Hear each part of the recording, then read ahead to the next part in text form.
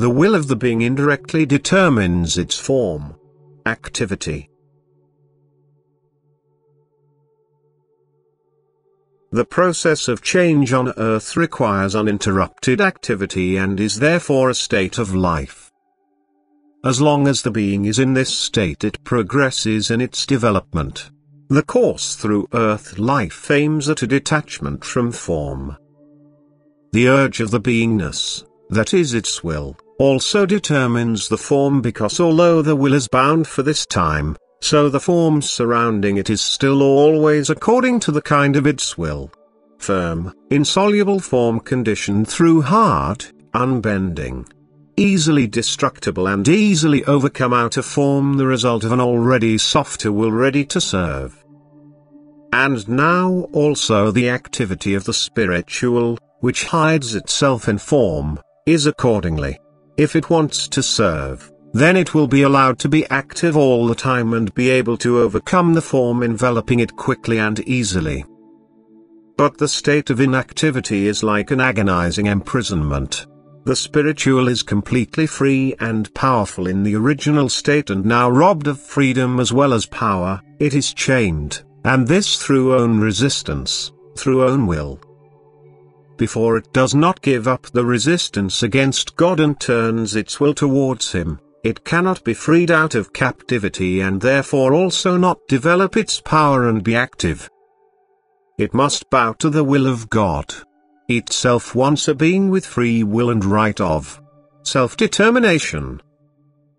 And still this agonizing state is only a means to again supply the spiritual to its original state so that it can again use its power and its will, but in a way which corresponds to divine will and still earns the being itself the state of highest happiness, while before the being no longer felt his love radiation through the distance from God and only carried lack of love and hate against everything good in it and therefore was luckless. Because the fulfillment of its urges only triggered off increased hate and increased lack of love. Now in the bound state the beingness is harmless and can no longer use its power in a negative way, but it is withdrawn from it until it decides of its own accord to use it for serving activity. And now the ascent of this fallen and therefore bound spiritual starts. It is always admitted to activity as soon as it just changes its will, and therefore the movable creation is only inhabited by the spiritual, which has given up its hardest resistance and now strives up.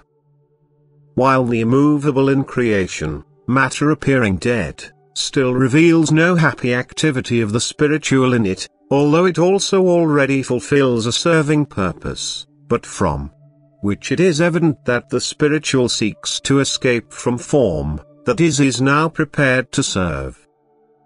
Any willingness of the spiritual to serve earns it a less oppressive deformation, which it now has to overcome itself. When it slackens in its willingness to serve, then also immediately the possibility to serve is taken from it.